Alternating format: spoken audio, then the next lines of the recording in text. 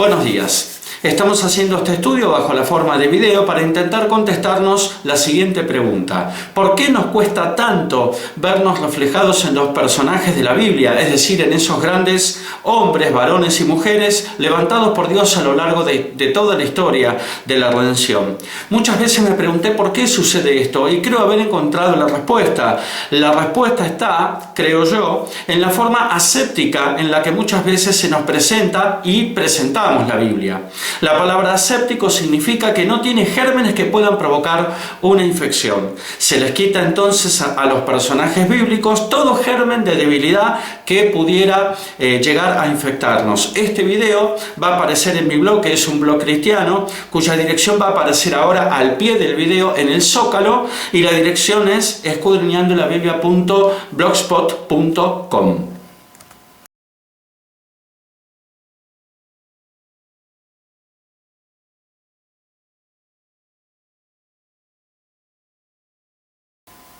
Afortunadamente la Biblia nos cuenta toda la historia y nos habla en efecto de estos grandes hombres y mujeres y de cómo fueron usados en efecto por Dios, pero también nos habla de sus dudas, de sus debilidades, defectos y temores. La Biblia, además de ser la palabra de Dios, es también un libro de historia, por lo que resulta totalmente aplicable la siguiente reflexión del reconocido historiador argentino Felipe Piña.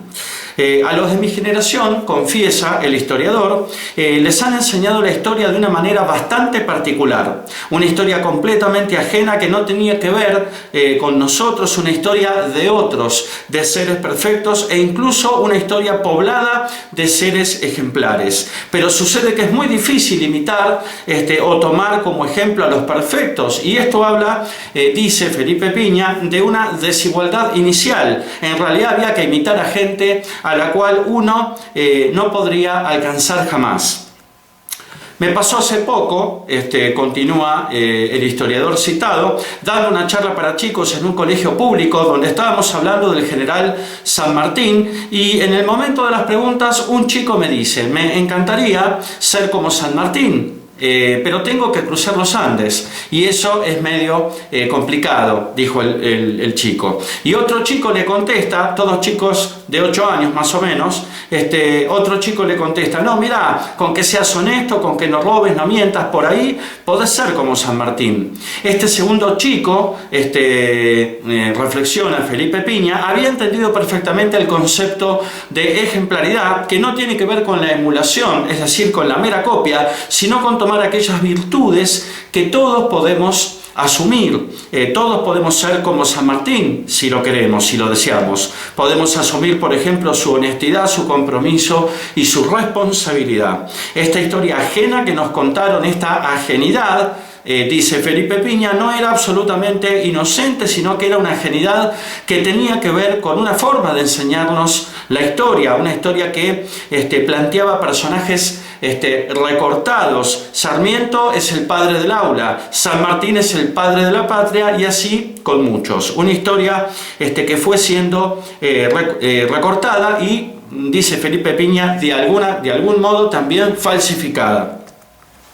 Es decir, vamos viendo cómo la historia nos la van contando de una manera distorsionada, donde nos van apartando, nos van alejando, nos van convenciendo de que es una historia ajena, y nos pasa como cuando llegamos a una reunión y están hablando de una película que no hemos visto o de un libro que no hemos leído y nos sentimos totalmente fuera de situación.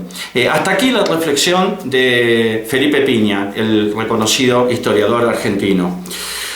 Al igual que sucede con la historia secular, los personajes bíblicos sufren el mismo tipo de recorte por quienes están llamados a predicar la palabra de Dios. Personajes inalcanzables, por lo tanto lejanos, por lo tanto ajenos. ¿Cómo verse reflejado en aquellos a los que jamás podríamos alcanzar? Muchos ministros, hombres de Dios, parecen ignorar la siguiente sentencia de Pablo, aplicable tanto al Nuevo Testamento como al Antiguo Testamento. En 1 Corintios 1, 27 al 29, el apóstol Pablo nos escribe: sino que lo necio del mundo escogió Dios para avergonzar a los sabios, y lo débil del mundo escogió Dios para avergonzar a lo fuerte, y lo vil del mundo y lo menospreciado escogió Dios, y lo que no es, para deshacer lo que es, a fin de que nadie se jacte en su presencia.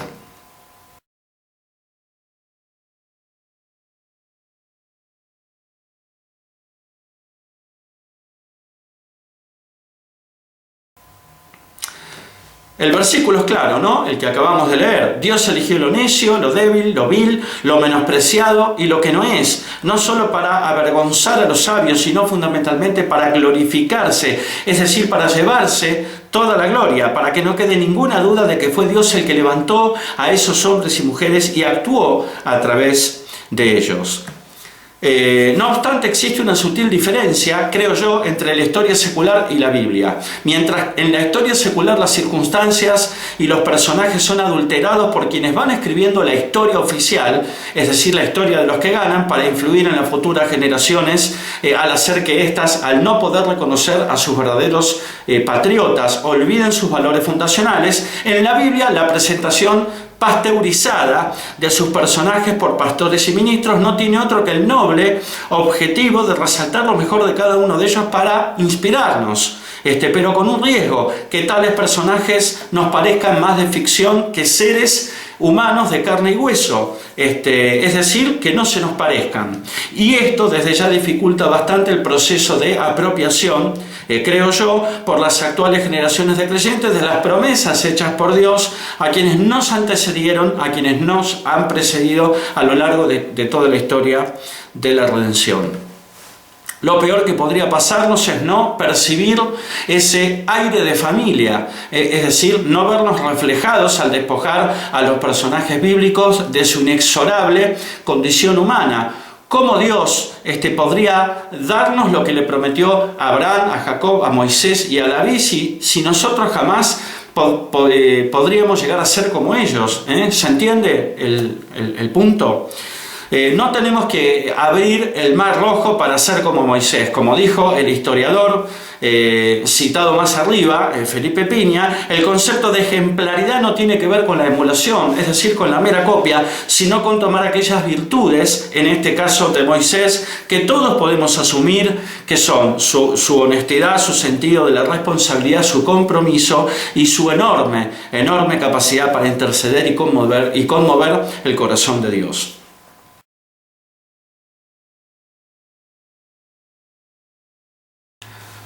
Bueno, vamos a hablar ahora de algunos personajes bíblicos y vamos a comenzar por Abraham. Abraham es llamado en las Escrituras el padre de la fe y el padre de la obediencia. Vamos a ver ahora a Abraham como padre de la fe. Abraham es llamado con toda justicia el padre de la fe. Como se sabe, Abraham, que fue el primero de los 4 grandes patriarcas del libro de Génesis junto a Isaac, Jacob y José, es anterior a la ley de Moisés, quien la recibió de Dios en el monte Sinaí recién en el libro de Éxodo. De ahí que Abraham se movió estrictamente por la fe y no por las obras de la ley que vino después. El libro de Hebreos incluye en su capítulo 11 a Abraham como uno de los tantos héroes de la fe. En Hebreos 11, 8 al 11 podemos leer: por la fe Abraham, siendo llamado, obedeció para salir al lugar que había de recibir como herencia, y salió sin saber a dónde iba. Por la fe habitó como extranjero en la tierra prometida, como en tierra ajena, morando en tiendas con Isaac y Jacob, coherederos de la misma promesa. Porque esperaba la ciudad que tiene fundamentos, cuyo arquitecto y constructor es Dios. Por la fe también la misma Sara, siendo estéril, recibió fuerza para concebir y dio a luz aún fuera del tiempo de la edad, porque creyó que era fiel quien lo había prometido.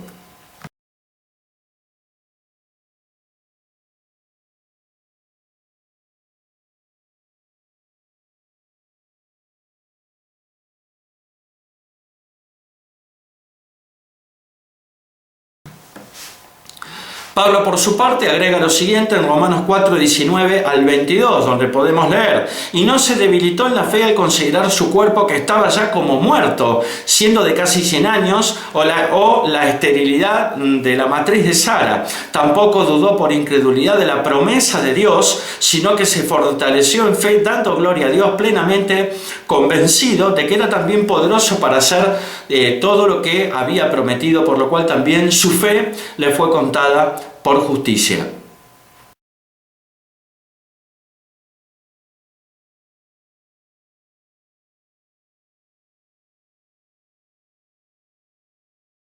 Vamos a hablar ahora de Abraham como padre de la obediencia.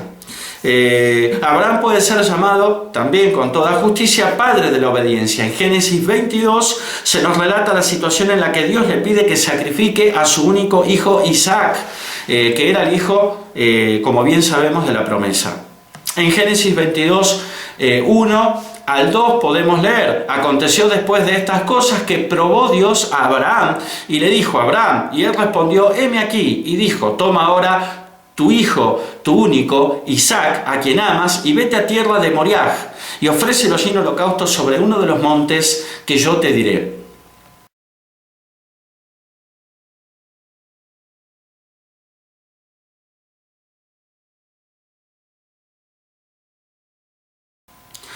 Cuando Abraham estaba a punto de degollar al niño, un ángel lo detuvo y le mostró a sus espaldas un carnero trabado en un zarzal por sus cuernos, el cual tomó Abraham y ofreció en holocausto en lugar de su hijo, conforme lo podemos ver en Génesis 22:13. En esta escena Isaac representa al hombre, a la raza humana, mientras que el carnero es el sacrificio que Dios proveyó como sustituto, el cual desde ya es símbolo de Cristo. Pero este es el modelo terminado de Abraham, y nos cuesta pensar que el padre de la fe y de la obediencia pudo haber dudado alguna vez de las promesas de Dios. Veamos.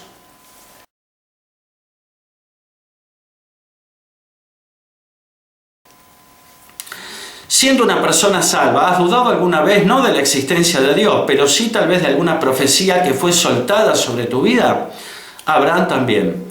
En Génesis 17 al 18 podemos leer: entonces Abraham se postró sobre su rostro y se rió, y dijo en su corazón: ¿a hombre de 100 años ha de nacer hijo?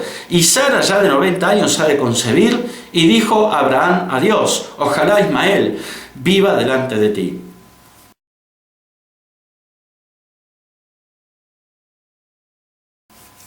No obstante, a pesar de las dudas aquí referidas, en el Nuevo Testamento, como hemos visto, se resalta la fe de Abraham en Hebreos 11, 8 al 11 y en Romanos 4, 19 al 22. Y Sara también tuvo dudas. En Génesis 18, 12 al 15 podemos leer: se rió pues Sara entre sí diciendo: después que he envejecido tendré deleite, siendo también mi señor ya viejo. Entonces Jehová dijo a Abraham: ¿por qué se ha reído Sara diciendo: será cierto que he de dar a luz siendo ya vieja? ¿Hay para Dios alguna cosa difícil? Al tiempo señalado volveré a ti, según el tiempo de la vida Sara tendrá un hijo. Entonces Sara negó, diciendo: no me reí, porque tuvo miedo. Y él dijo: no es así, sino que te has reído.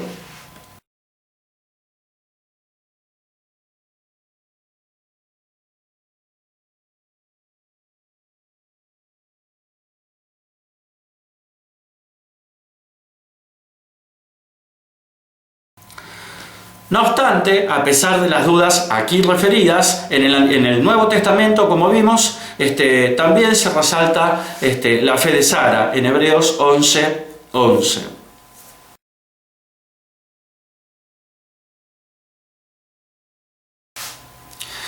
Siendo una persona salva entre una promesa y su realización, su concreción, ¿has buscado obtener lo que Dios te profetizó recurriendo a tus propias fuerzas, a tu modo? Abraham también. Abraham quería tener un hijo y esto estaba en la voluntad de Dios, conforme lo podemos ver en Génesis 15, 3 al 4. Abraham recibió la promesa de un hijo a los 75 años y la misma se cumplió en Isaac cuando tenía 100 años, conforme lo podemos ver en Génesis 21, 5. Pero en el medio aparecieron las dudas y Abraham, de entonces 86 años, tuvo un hijo con Agar, la esclava de su esposa Sara, que era estéril, al que llamó Ismael, conforme lo podemos ver en Génesis 16, 15 al 16. Abraham obtuvo en la carne, con sus propias fuerzas, a su modo, lo que Dios ya le había profetizado y prometido y que todavía estaba en el futuro. Consecuencia no deseada. Ismael fue el padre de la raza árabe, conocidos los árabes en la Biblia precisamente como los ismaelitas, que han sido y todavía son los árabes los enemigos acérrimos de Israel, conforme lo podemos ver en Génesis 16, 12.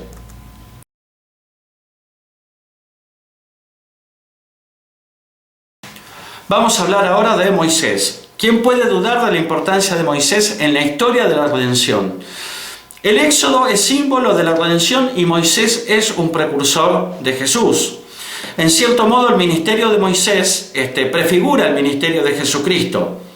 En primer lugar, se procuró destruir tanto a Moisés como a Jesús cuando eran niños. En segundo lugar, tanto Moisés como Jesucristo ministraron como profetas, sacerdotes, reyes y pastores. Y en tercer y último lugar, ambos sufrieron con el pueblo de Dios, liberaron al pueblo de la esclavitud e introdujeron un pacto. Dios encomendó a Moisés que sacara a Israel de Egipto. Esto lo podemos ver en Éxodo 3:10. Donde podemos leer: ven por tanto ahora y te enviaré a Faraón para que saques de Egipto a mi pueblo, los hijos de Israel.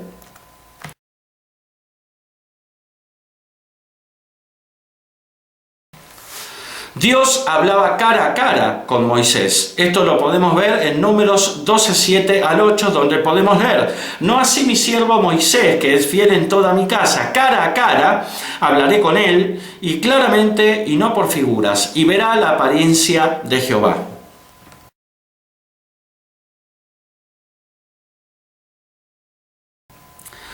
Moisés profetizó al Mesías. Esto lo podemos ver en Deuteronomio 18:15. Profeta de en medio de ti, de tus hermanos, como yo, te levantará Jehová tu Dios. A él oiréis.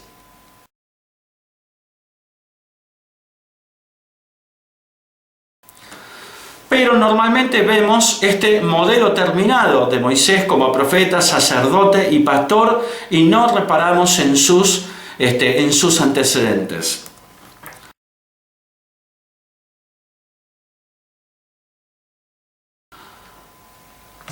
Siendo una persona salva, ¿has sentido que no calificas por tus pecados para servir a Dios? Moisés tampoco calificaba porque fue un homicida y prófugo de la justicia. Esto lo podemos ver en Éxodo 2:11 al 15, donde podemos leer: en aquellos días sucedió que, crecido ya Moisés, salió a sus hermanos y los vio en sus duras tareas, y observó a un egipcio que golpeaba a uno de los hebreos, sus hermanos. Entonces miró a todas partes y, viendo que no parecía nadie, mató al egipcio y lo escondió en la arena. Al día siguiente salió y vio a 2 hebreos que reñían. Entonces dijo al que maltrataba al otro: ¿por qué golpeas a tu prójimo? Y él respondió: ¿quién te ha puesto a ti por príncipe y juez sobre nosotros? ¿Piensas matarme como mataste al egipcio? Entonces Moisés tuvo miedo y dijo: ciertamente esto ha sido descubierto. Oyendo Faraón acerca de este hecho, procuró matar a Moisés, pero Moisés huyó de delante de Faraón y habitó en la tierra de Madián.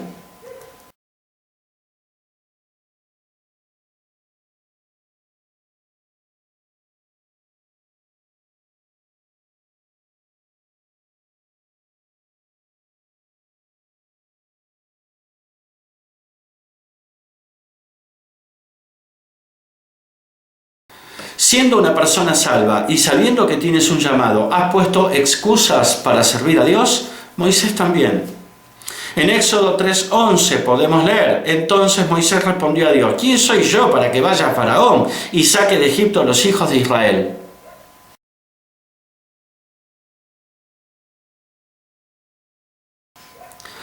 Y en Éxodo 4.1 podemos leer: entonces Moisés respondió diciendo: he aquí que ellos no me creerán, ni oirán mi voz, porque dirán: no te ha aparecido Jehová.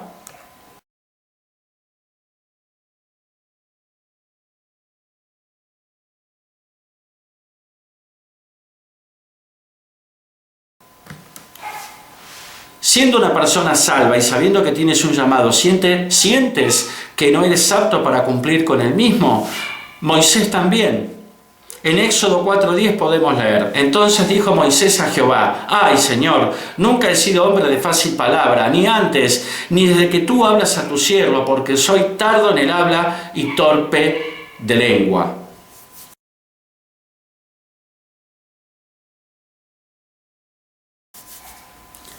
Los eruditos coinciden en que Moisés muy probablemente era tartamudo, debido a la frase tardo en el habla y torpe de lengua, contenida en el pasaje que acabamos de leer.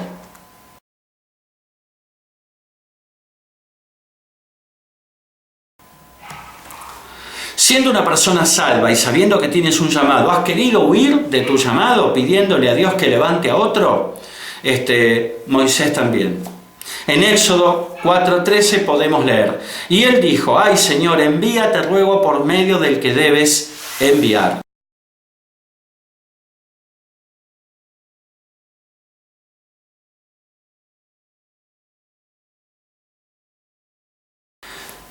Siendo una persona salva y habiendo aceptado tu llamado, ¿te pareció que era demasiada la carga que Dios puso sobre ti?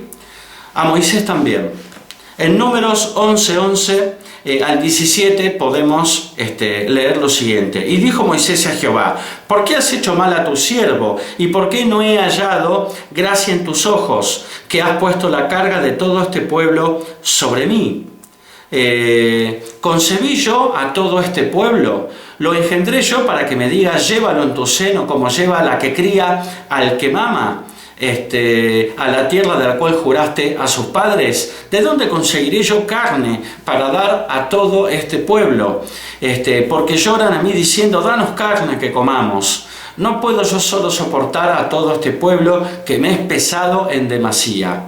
Y si así lo haces tú conmigo, yo te ruego que me des muerte, si he hallado gracia en tus ojos, y que yo no vea mi mal. Entonces Jehová dijo a Moisés: reúneme 70 varones de los ancianos de Israel, que tú sabes que son ancianos del pueblo, y sus principales, y tráelos a la puerta del tabernáculo de reunión, y esperen allí contigo, y yo descenderé y hablaré allí contigo, y tomaré del espíritu que está en ti, y pondré en ellos, y llevarán contigo la carga del pueblo, y no la llevarás tú solo.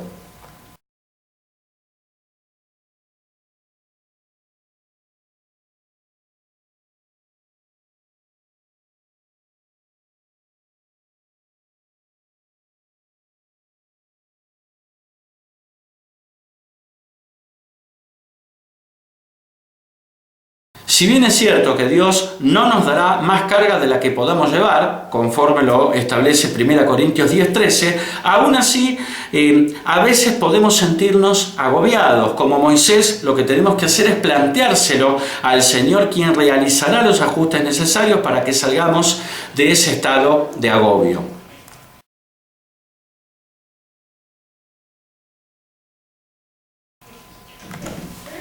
Vamos a hablar ahora de Jacob. ¿Quién puede dudar de la importancia de Jacob en la historia de la redención? Jacob fue hijo de Isaac, quien a su vez fue hijo de Abraham. O sea que Jacob fue nieto de Abraham y por lo tanto heredero del pacto. De los hijos de Jacob surgieron las 12 tribus de Israel. Los hijos que Jacob tuvo con Lea, una de sus esposas, junto a Raquel, fueron Rubén, Simeón, Leví, Judá, Isaacar y Zabulón. Pero Raquel, su otra esposa, era estéril. Entonces Raquel dio a su sierva Bila a Jacob, de donde nacieron Dan y Neftalí. Y Lea también dio a su sierva Silpa a Jacob, de donde nacieron Gad y Aser. Finalmente Raquel, que era estéril, le da 2 hijos a Jacob, que son José y Benjamín. José, quien luego fuera vendido como esclavo por sus hermanos, tuvo a su vez 2 hijos en Egipto, que fueron Efraín y Manasés. Y de aquí salen los nombres de las 12 tribus de Israel: Rubén, Simeón, Judá, Isaacar, Zabulón, Dan, Neftalí, Gad, Aser, Benjamín, Efraín y Manasés. No está Leví, su herencia fue el sacerdocio, ni José, que se abrió en 2 tribus, que fueron Efraín y Manasés, sus hijos. El nombre Jacob en hebreo significa engañador astuto, ser más listo, tomador del talón y el que suplanta. Pero luego Dios le cambia el nombre en Génesis 35:10 de Jacob, que significa engañador astuto, por el de Israel, que significa el que pelea o el que lucha con Dios y vence. Pero antes de concentrarnos nuevamente en el modelo terminado de Jacob, analicemos algunas de sus actitudes.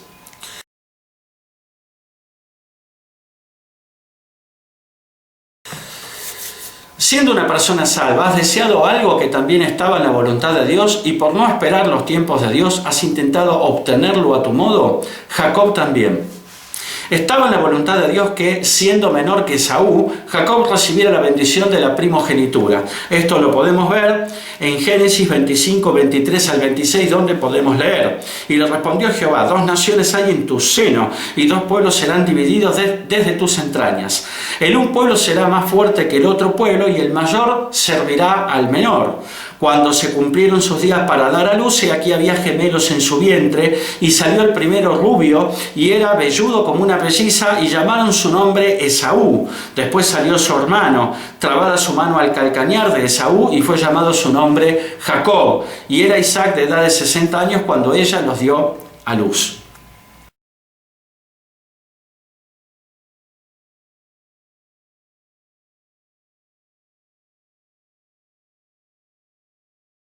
Dejemos que el propio Esaú nos cuente lo que le hizo Jacob.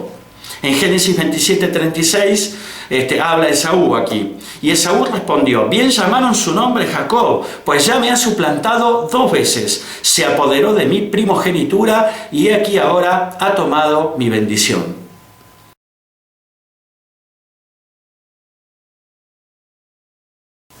Primero Jacob se apoderó de la primogenitura de Esaú. Esto lo podemos ver en Génesis 25, 29 al 34, donde podemos leer. Y guisó Jacob un potaje, y volviendo Esaú del campo cansado, dijo a Jacob: te ruego que me des de comer de ese guiso rojo, pues estoy muy cansado. Por tanto fue llamado su nombre Edom. Y Jacob respondió: véndeme en este día tu primogenitura. Entonces dijo Esaú: he aquí, yo me voy a morir. ¿Para qué pues me servirá la primogenitura? Y dijo Jacob: júramelo en este día. Y él le juró y vendió a Jacob su primogenitura. Entonces Jacob dio a Esaú pan y del guisado de las lentejas, y él comió y bebió y se levantó y se fue. Así menospreció Esaú la primogenitura.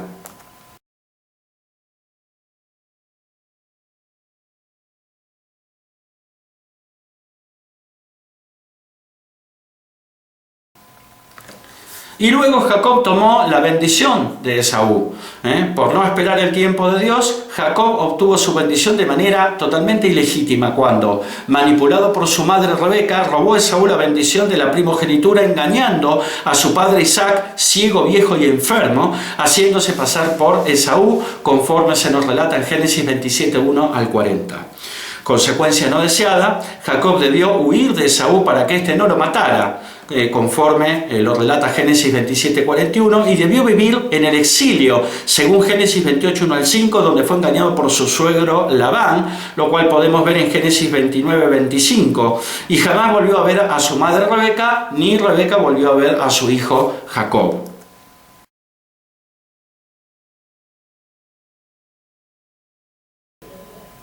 Vamos a hablar ahora del rey David. ¿Quién puede negar la importancia del rey David en la historia de la redención?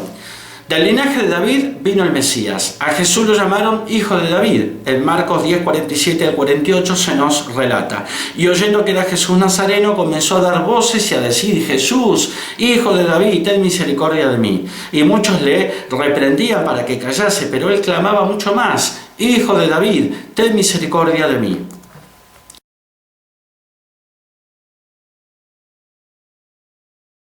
El Evangelio de Mateo comienza con una genealogía que sigue el legítimo linaje ancestral de Jesús por toda la descendencia paternal, ascendencia de José.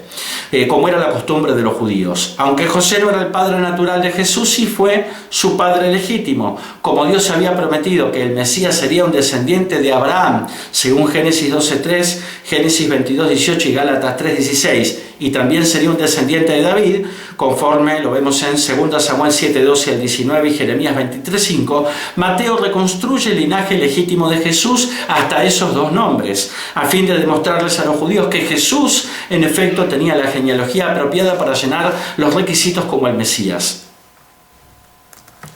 Mateo establece que Jesús fue descendiente legítimo de David al seguir la genealogía de José, que era de la casa de David. Aunque Jesús fue concebido por el Espíritu Santo, estaba formalmente registrado como hijo de José y era, por lo tanto, hijo legítimo, descendiente de David. En Mateo 1:16 podemos leer: y Jacob engendró a José, marido de María, de la cual nació Jesús llamado el Cristo.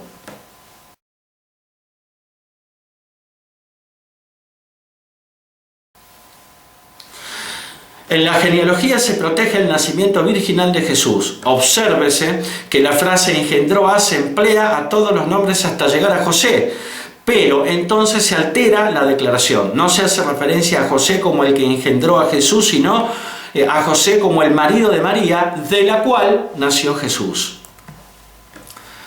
David fue llamado el dulce cantor de Israel. En 2 Samuel 23:1 podemos leer: estas son las palabras postreras de David. Dijo David, hijo de Isaí. Dijo aquel varón que fue levantado en alto, el ungido del Dios de Jacob, el dulce cantor de Israel.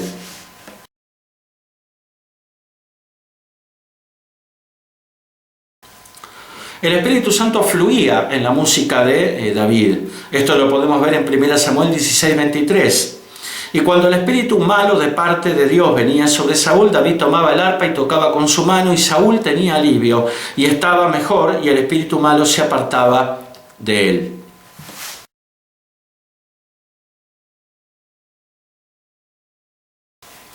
David fue un hombre conforme al corazón de Dios. Esto lo podemos ver en 1 Samuel 13:14, donde podemos leer: mas ahora tu reino no será duradero. Jehová se ha buscado un varón conforme a su corazón, al cual Jehová ha designado para que sea príncipe sobre su pueblo, por cuanto tú no has guardado lo que Jehová te mandó.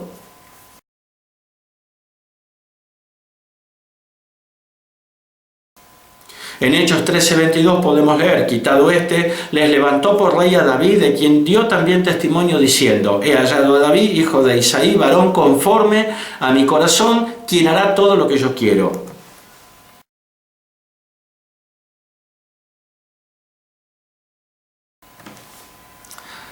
A raíz de lo anterior, Dios le prometió a David que siempre habría un descendiente suyo en el trono de Israel.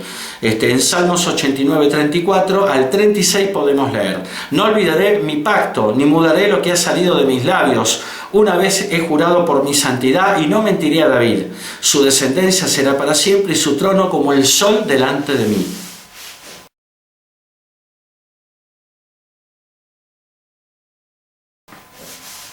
En 2 de Samuel 7:16 al 17 podemos leer: y será afirmada tu casa y tu reino para siempre delante de tu rostro, y tu trono será estable eternamente. Conforme a todas estas palabras y conforme a toda esta visión, así habló Natán a David.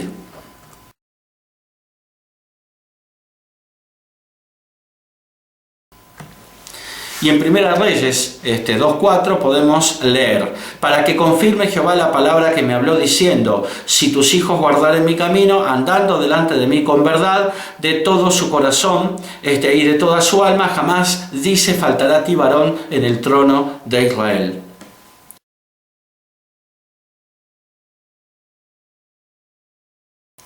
Finalmente, a pesar de que el linaje de David en el trono de Israel sí se vio interrumpido cuando Judá cayó bajo el dominio babilónico en 586 a.C., donde fue destruido incluso el templo, esta promesa de Dios se cumplió en Jesucristo, quien es Rey eterno de Israel, descendiente de la casa de David. David conquistó Jerusalén, llamada antes de la conquista Jebús. porque era una ciudad que estaba bajo el dominio de los jebuseos. En 2 Samuel 5, 6 al 9 podemos leer: entonces marchó el rey con sus hombres a Jerusalén contra los jebuseos que moraban en aquella tierra, los cuales hablaron a David diciendo: tú no entrarás acá, pues aún los ciegos y los cojos te echarán, queriendo decir David no puede entrar acá. Pero David tomó la fortaleza de Sión, la cual es la ciudad de David, y dijo David aquel día: todo el que hiera a los jebuseos suba por el canal y hiera a los cojos y ciegos aborrecidos del alma de David. Por esto se dijo: ciego ni cojo no entrará en la casa. Y David moró en la fortaleza y le puso por nombre la ciudad de David, y edificó alrededor desde Milo hacia adentro.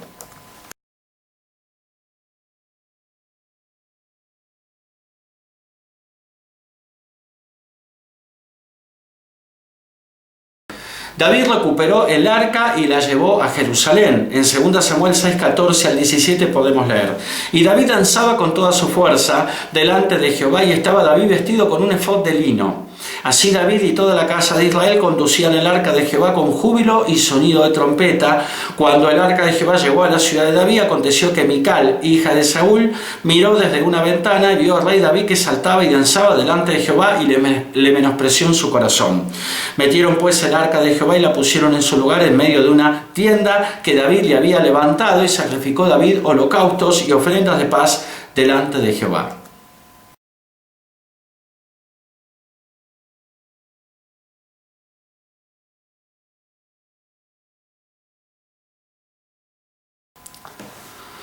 Fue David el que compuso por lo menos la mitad de los 150 salmos que componen el libro que lleva el mismo nombre. Muchos de esos salmos fueron proféticos.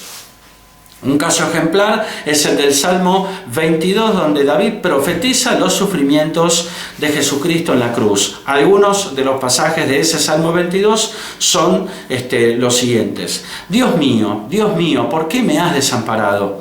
Todos los que me ven me escarnecen, estiran la boca, menean la cabeza, diciendo: se encomendó a Jehová, líbrele él, sálvele, puesto que en él se complacía. He sido derramado como aguas y todos mis huesos se descoyuntaron.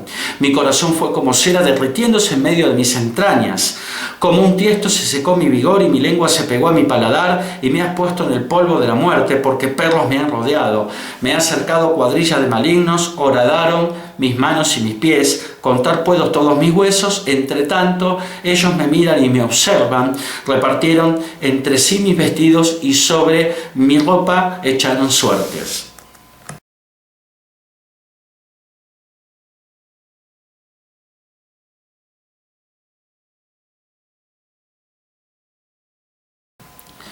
¿Cuándo le pasó al rey David todo esto? Claramente es un salmo profético acerca de los padecimientos que sí Cristo sufrió en la cruz. Estos son solo algunos de los méritos bien ganados de David y que surgen de las Escrituras. Y no hemos dicho nada, ni una sola palabra, acerca de cómo derrotó a Goliat, lo cual podemos ver en 1 Samuel 17, 1 al 58, librando a Israel de los filisteos, y de cómo esperó el tiempo de Dios para ascender al trono de Israel, conforme lo podemos ver en 2 Samuel 5, 1 al 5, negándose 2 veces a matar a Saúl, según lo podemos ver en 1 Samuel capítulo 24 y capítulo 26.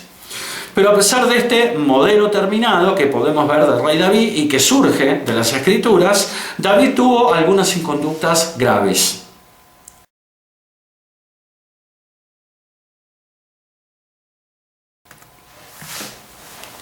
Siendo una persona salva, has pecado y al mismo tiempo has procurado ocultar ese pecado, cometiendo incluso otro pecado aún mayor, aún más grave.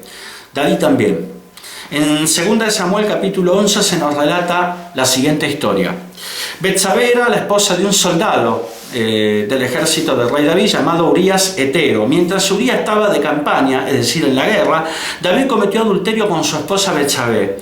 Betsabé quedó embarazada, quien se lo comunica a David, quien a su vez hace volver a Urías de la guerra, aunque todavía la guerra continuaba, y lo alienta a que vaya y duerma con su esposa para tapar el embarazo, para que quede como que Betsabé había quedado embarazada de su esposo Urías. Urías se niega argumentando que él no podía ir alegremente a dormir con su esposa mientras sus hermanos estaban en el fragor de la batalla. Ante tamaño acto de dignidad de Urías, David lo envía nuevamente a la guerra con una carta que debían entregar a Joab, que era el general de los ejércitos de David, en la que David le pedía a Joab que ponga a Urías en lo más álgido de la batalla, donde seguramente moriría. Este fue casi un asesinato por encargo de parte de David para quedarse definitivamente con Betsabé. David cometió un doble pecado. En primer lugar cometió adulterio, es decir, se acostó con la mujer de otro, seguido de homicidio. Dios sacó a la luz estos pecados de David por medio del profeta Natán, conforme lo podemos ver en 2 Samuel capítulo 12. Aún así Dios lo perdonó, pero el niño que fue engendrado en adulterio murió. No obstante, este no fue el único castigo que tuvo que soportar David. Aunque luego engendró con Betsabé a Salomón, a quien amó Dios, la vida familiar de David estuvo hasta su muerte signada por asesinatos, violencia, intrigas palaciegas, violaciones y tragedias de todo tipo, lo cual indica que ningún pecado quedará sin castigo, se trate de quien se trate. En Mateo 1:6 podemos leer: Isaí engendró al rey David, y el rey David engendró a Salomón, de la que fue mujer de Urías.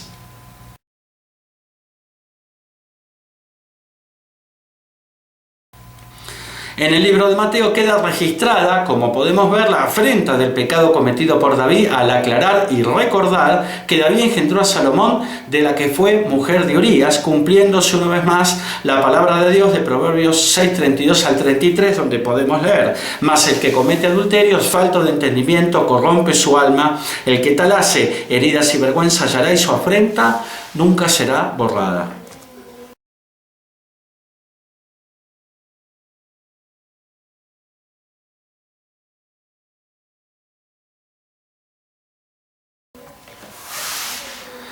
Siendo una persona salva, ¿has desobedecido a Dios por confiar en tus propias fuerzas y en tus logros personales anteriores? David también. En 2 Samuel capítulo 24 se nos relata el censo que David hizo del pueblo. En 2 Samuel 24:9 podemos leer: y Joab dio el censo del pueblo al rey, y fueron los de Israel 800.000 hombres fuertes que sacaban espada, y los de Judá 500.000 hombres.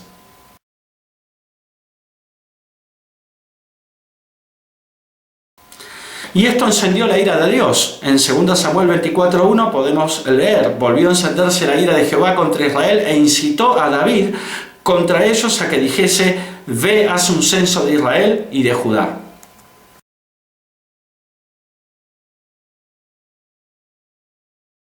Y David reconoció su pecado. En 2 Samuel 24:10 podemos leer: después que David hubo censado el pueblo, le pesó en su corazón, y dijo David a Jehová: yo he pecado gravemente por haber hecho esto, mas ahora, oh Jehová, te ruego que quites el pecado de tu siervo, porque yo he hecho muy neciamente.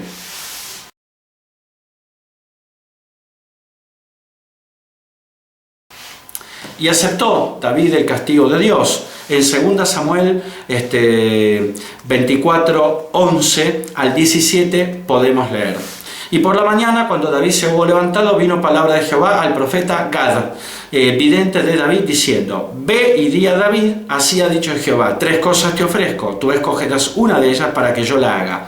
Vino pues Gad a David y se lo hizo saber, y le dijo: ¿quieres que te vengan 7 años de hambre en tu tierra? ¿O que huyas 3 meses delante de tus enemigos y que ellos te persigan? ¿O que 3 días haya peste en tu tierra? Piensa ahora y mira qué responderé al que me ha enviado. Entonces David dijo a Gad: en grande angustia estoy, caigamos ahora en manos de Jehová, porque sus misericordias son muchas, mas no caiga yo en manos de hombres. Y Jehová envió la peste sobre Israel desde la mañana hasta el tiempo señalado, y murieron del pueblo desde Dan hasta Berseba 70.000 hombres. Y cuando el ángel extendió su mano sobre Jerusalén para destruirla, Jehová se arrepintió de aquel mal y dijo al ángel que destruía al pueblo: basta ahora, detén tu mano. Y el ángel de Jehová Y el ángel de Jehová estaba junto a la era de Arauna Jebuseo. Y David dijo a Jehová cuando vio al ángel que destruía al pueblo: yo pequé, yo hice la maldad. ¿Qué hicieron estas ovejas? Te ruego que tu mano se vuelva contra mí y contra la casa de mi padre.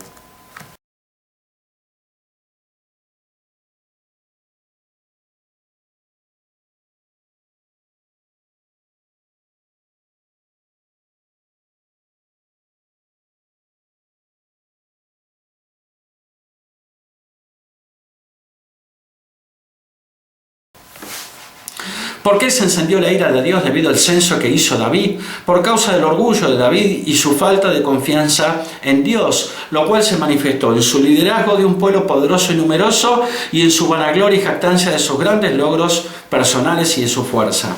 David se estaba apoyando en la capacidad humana y en las grandes cifras en lugar de apoyarse en el poder y en la justicia de Dios.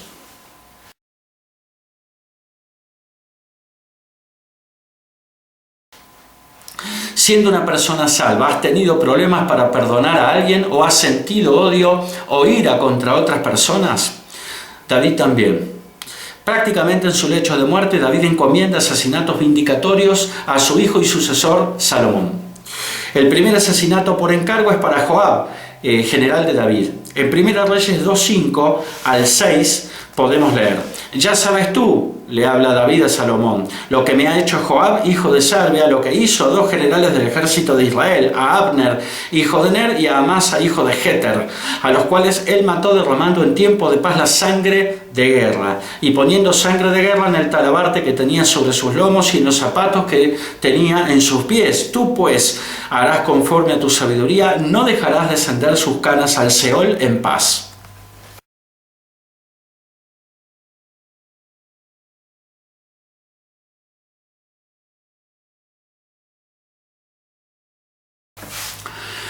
El segundo asesinato por encargo está dirigido a Simei, hijo de Gera, quien había maldecido a David con maldición fuerte.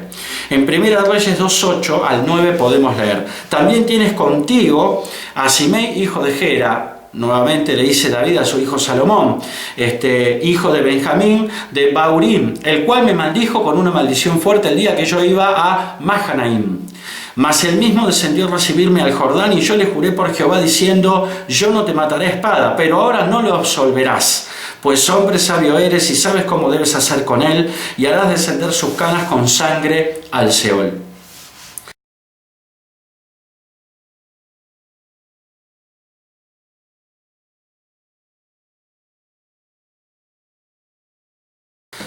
Resulta contradictorio y un poco chocante que las últimas instrucciones de David para Salomón en su lecho de muerte sean este tipo de asesinatos por encargo. En el caso de Simei está el agravante que David había jurado por Jehová que no lo mataría. David fue un rey guerrero, por lo que sus manos estaban manchadas de demasiada sangre. Por esto no pudo edificar el templo de Dios, lo cual sí hizo su hijo Salomón. En 1 Crónicas 28:3 podemos leer: mas Dios me dijo, dice David, tú no edificarás casa a mi nombre porque eres hombre de guerra y has derramado mucha sangre.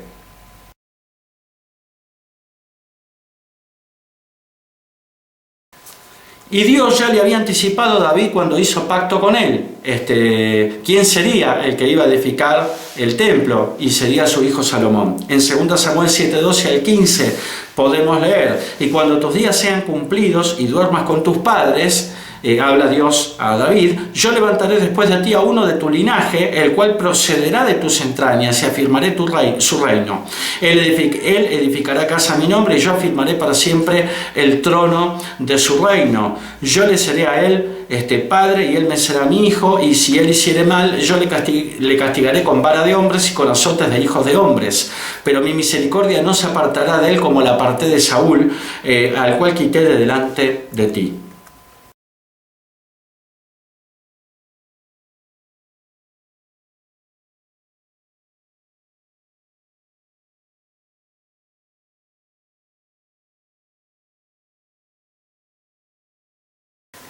Vamos a hablar ahora un poco del profeta Elías. Es innegable la importancia del profeta Elías en la historia de la redención. Junto con Moisés son los dos grandes personajes preeminentes del Antiguo Testamento, a punto tal que al Antiguo Testamento se lo conoce con la expresión la ley y los profetas. En Lucas 16:16 podemos leer: la ley y los profetas eran hasta Juan. Desde entonces el reino de Dios es anunciado y todos se esfuerzan por entrar en él.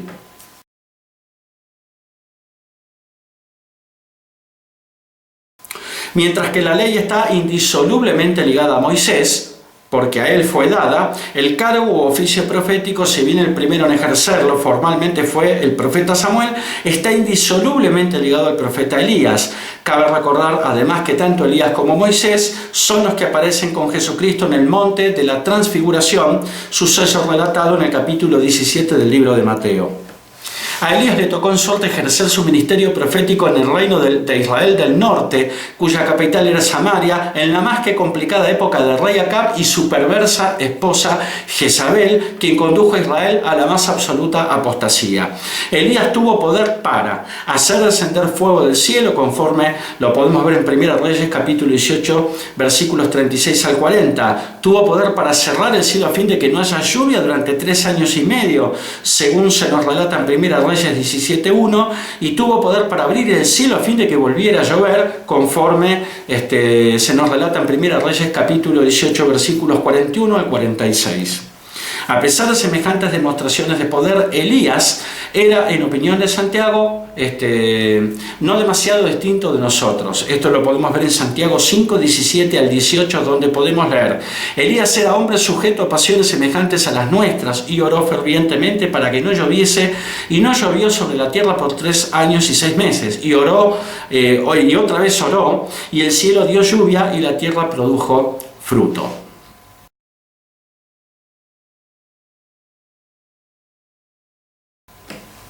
Hasta aquí el modelo terminado de Elías. ¿Pudo un hombre en el que el poder de Dios se manifestó de una manera tan contundente haber sufrido zozobras hasta el punto tal de esconderse en una cueva y desear morirse?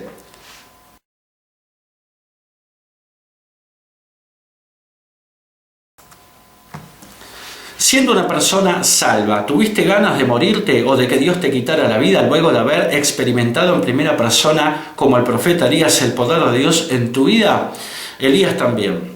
En 1 Reyes 19:1 al 4 podemos leer: Acab dio a Jezabel la nueva de todo lo que Elías había hecho y de cómo había matado a espada a todos los profetas. Entonces envió Jezabel a Elías un mensajero, diciendo: así me hagan los dioses y aún me añadan, si mañana a estas horas yo no he puesto tu persona como la de uno de ellos. Viendo pues el peligro, se levantó y se fue para salvar su vida. Y vino a Berseba, que estaba en Judá, y dejó allí a su criado. Y él se fue por el desierto un día de camino, y vino y se sentó debajo de un enebro, y deseando morirse, dijo: basta ya, oh Jehová, quítame la vida, pues no soy yo mejor que mis padres.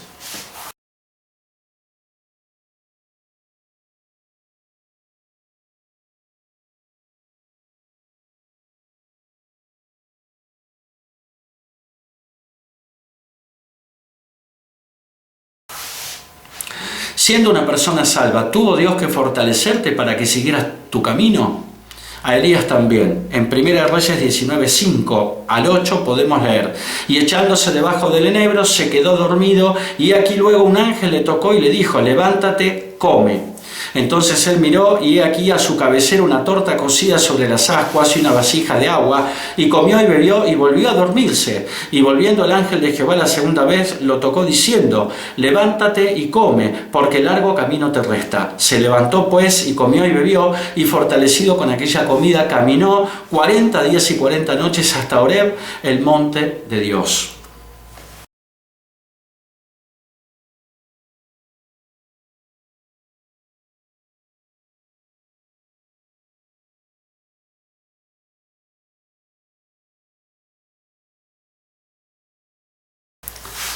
Siendo una persona salva, ¿tuvo que sacarte a Dios personalmente de la cueva en la que te habías escondido?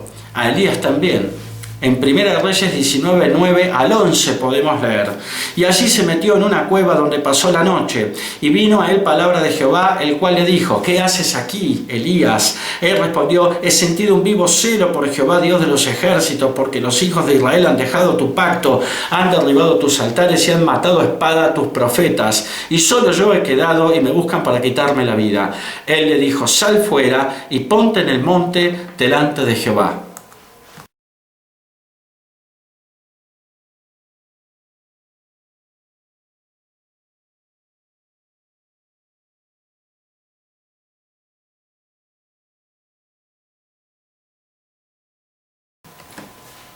Siendo una persona salva, ¿le contaste tus problemas a Dios como si Él no los conociera? Elías también. En 1 Reyes 19:14 podemos leer: Él respondió: he sentido un vivo celo por Jehová de los ejércitos, porque los hijos de Israel han dejado tu pacto, han derribado tus altares y han matado a espada a tus profetas, y solo yo he quedado y me buscan para quitarme la vida.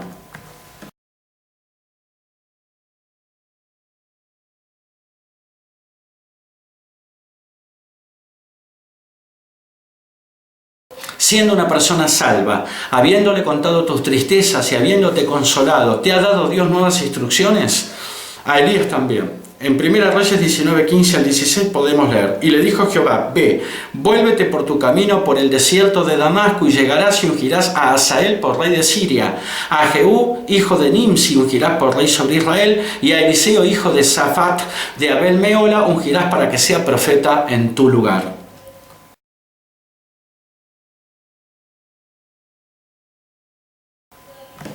Porque la obra de Dios debe continuar.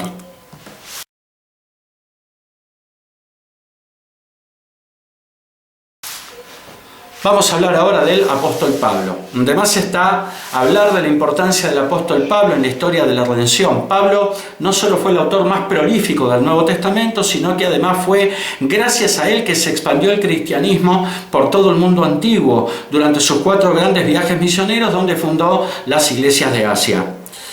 Pablo es el perito arquitecto que colocó los pilares doctrinales de la iglesia. Esto lo podemos ver en 1 Corintios 3:10 al 11, donde podemos leer: conforme la gracia de Dios que me ha sido dada, yo como perito arquitecto puse el fundamento y otro edifica encima, pero cada uno mire cómo sobreedifica, porque nadie puede poner otro fundamento que el que está puesto, el cual es Jesucristo.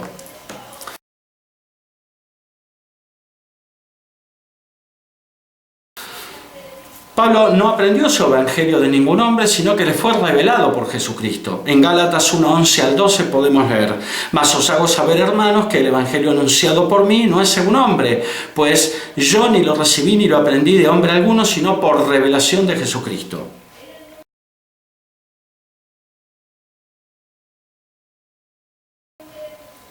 Una vez recibida la revelación, Pablo fue y les predicó a los apóstoles. Esto lo podemos ver en Gálatas 2:1 al 2, donde podemos leer: después, pasados 14 años, subí otra vez a Jerusalén con Bernabé, llevando también conmigo a Tito, pero subí según una revelación, y para no correr o haber corrido en vano, expuse en privado a los que tenían cierta reputación el evangelio que predico entre los gentiles.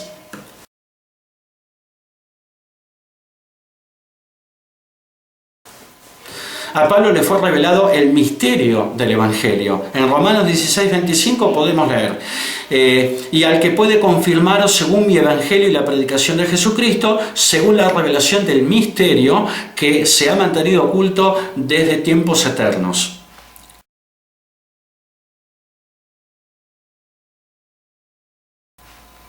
Misterio consistente en lo que escribe Pablo en 1 Corintios 15:3 al 4. Porque primeramente os he enseñado lo que asimismo recibí, que Cristo murió por nuestros pecados conforme a las Escrituras, y que fue sepultado y que resucitó al tercer día conforme a las Escrituras.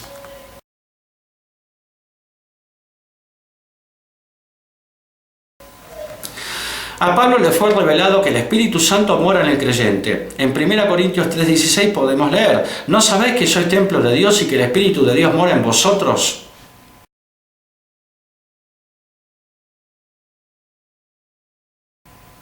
Y en 1 Corintios 6:19, Pablo nos vuelve a escribir: ¿o ignoráis que vuestro cuerpo es templo del Espíritu Santo, el cual está en vosotros, el cual tenéis de Dios, y que no sois vuestros?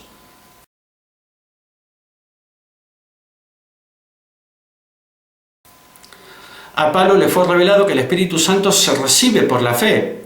En Gálatas 3:2 podemos leer: esto solo quiero saber de vosotros. ¿Recibisteis el Espíritu por las obras de la ley o por el haber oído con fe?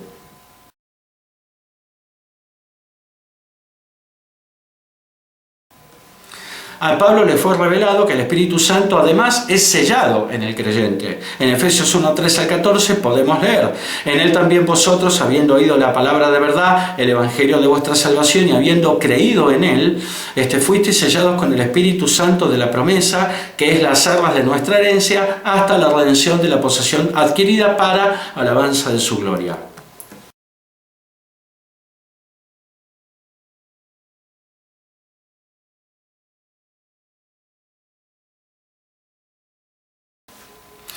A Pablo le fue revelado el misterio del rapto de la iglesia. En 1 Corintios 15, 51 al 52 podemos leer: he aquí os digo un misterio, no todos dormiremos, pero todos seremos transformados en un momento, en un abrir y cerrar de ojos, a la final trompeta, porque se tocará trompeta, y los muertos serán resucitados incorruptibles, y nosotros seremos transformados.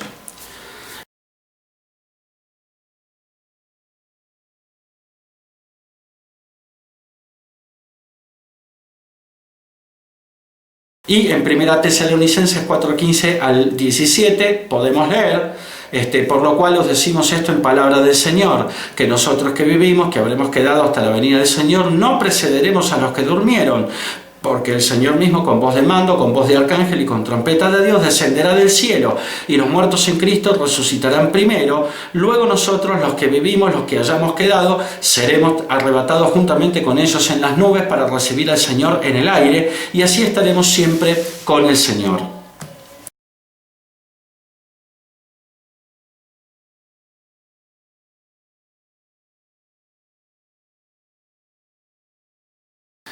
Nuevamente, este es el modelo terminado de Pablo, pero Pablo no siempre fue el de sus epístolas.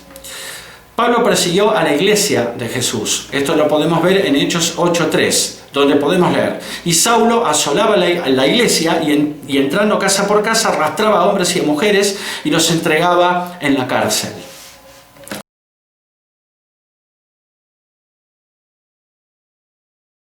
Y en Gálatas 1:13 podemos leer: porque ya habéis oído acerca de mi conducta en otro tiempo en el judaísmo, que perseguía sobremanera a la iglesia de Dios y la asolaba.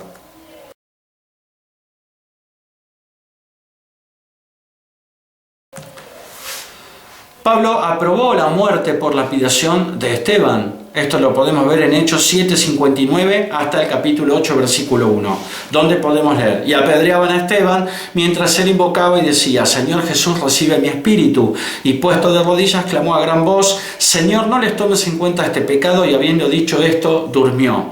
Y Saulo consentía en su muerte. En aquel día hubo gran persecución contra la iglesia que estaba en Jerusalén, y todos fueron esparcidos por las tierras de Judea y de Samaria, salvo los apóstoles.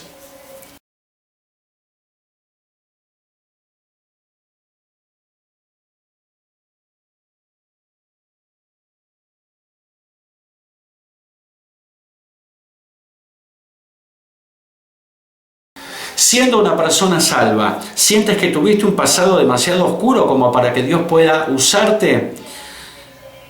Pablo también.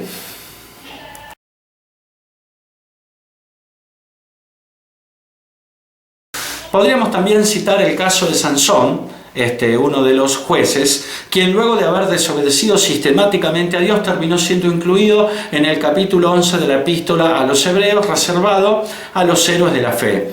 En Hebreos 11, 32 al 34 podemos leer: ¿y qué más digo? Porque el tiempo me faltaría contando de Gedeón, de Barak, de Sansón, de Jefté, de David, así como de Samuel y de los profetas que por fe conquistaron reinos, hicieron justicia, alcanzaron promesas, taparon bocas de leones, apagaron fuegos impetuosos, evitaron filos de espada, sacaron fuerzas de debilidad, se hicieron fuertes en batallas, pusieron en fuga ejércitos extranjeros.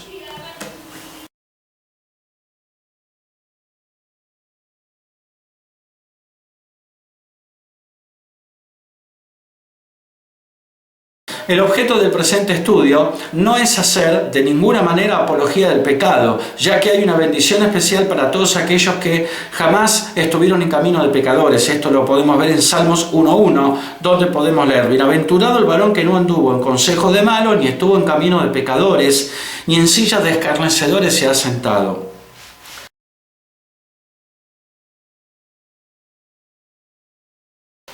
Solo se ha pretendido demostrar que los grandes hombres y mujeres de la Biblia, a quienes solemos colocar en un pedestal, fueron hombres y mujeres no demasiado distintos de nosotros.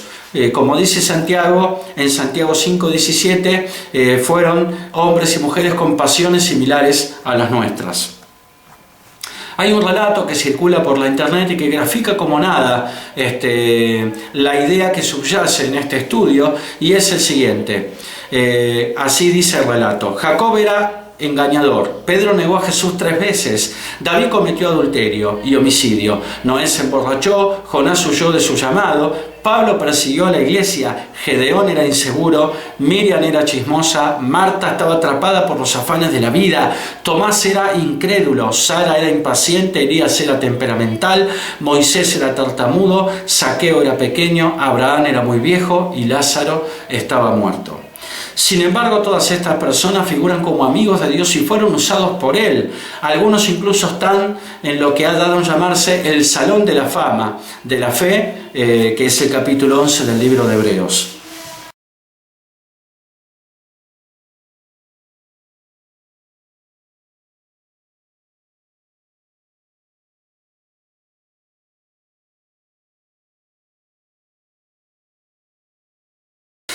Por último, podemos decir que Dios no llama a los perfectos, sino que perfecciona a aquellos que llama.